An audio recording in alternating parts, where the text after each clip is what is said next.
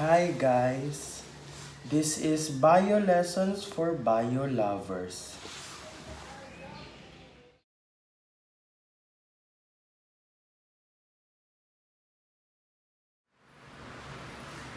The reproductive system. So the male external reproductive structures are the penis, the scrotum, the testicles, and the epididymis.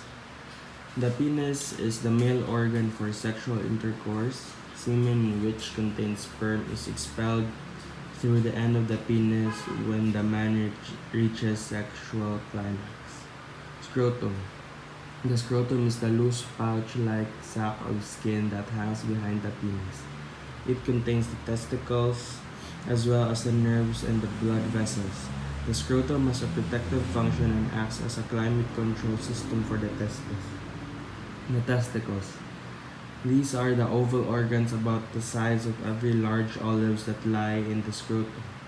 The testes are responsible for making testosterone, the primary male sex hormone, and for producing sperm. Epididymis. It is a long coiled tube that rests on the backside of each testicle. It functions in the carrying and storage of the sperm cells that are produced in the testes. It is also the job of the epididymis to bring the sperm to maturity.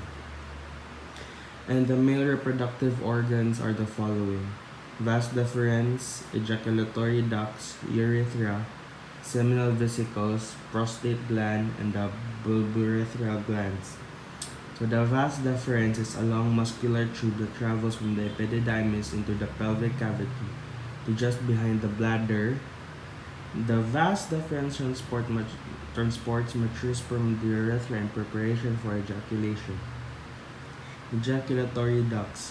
These are formed in the fusion of the vas deferens and the seminal vesicles. The ejaculatory ducts empty into the urethra. The urethra. It is the tube that carries the urine from the bladder to outside of the body. In males, it has the additional function of expelling semen when the man reaches orgasm. Seminal vesicles are like sac pouches that attach to the vas deferens near the base of the bladder. The seminal vesicles produce a sugar-rich fluid that provides sperm with a source of energy. The prostate gland is a walnut-sized structure that is located below the urinary bladder in front of the rectum. The prostate gland contributes an additional fluid to the ejaculate. Bulbourethral gland is the Cowper's glands are pea-sized structures located on the side of the urethra just below the prostate gland. These glands produce a clear, slippery fluid that empties directly into the urethra.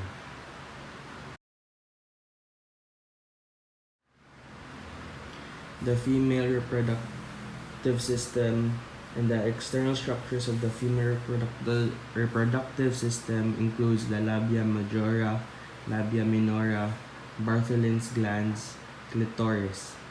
The labia majora, also called the large lips, enclose and protect the other external reproductive organs. Labia minora, or the small lips, can have a variety of sizes and shapes. They lie just inside the labia majora and surround the openings of the vagina. Bartholin's glands. These glands are located next to the vaginal opening on each side and produce a fluid secretion. Clitoris. The two labia minora meet at the clitoris, a small sensitive protrusion that is comparable to the penis in males.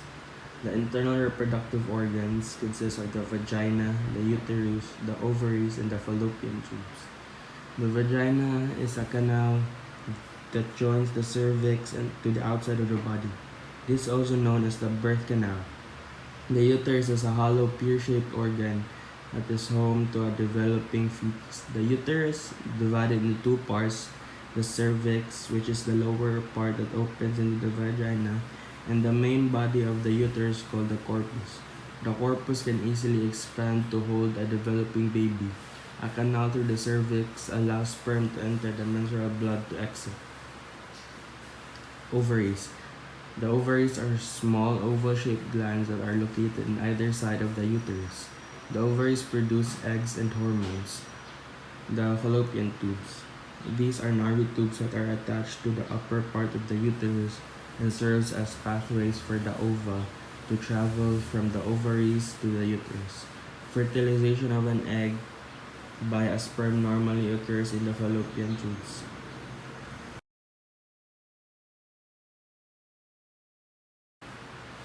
The differences between asexual reproduction and sexual reproduction, the external and internal fertilization, and indirect and direct development.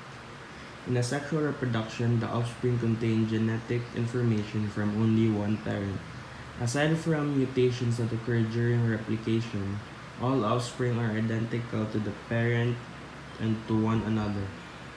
Sexual reproduction requires two parents, each of which contributes half of the DNA in each offspring. In many species, sexual reproduction entails high energy costs for attracting mates, copulating, and defending against rivals. Sperm and egg come together in a variety of ways. In external fertilization, males and females release gametes into their same environment, and fertilization occurs outside the body. In internal fertilization, a male deposits sperm inside the female's body where fertilization occurs.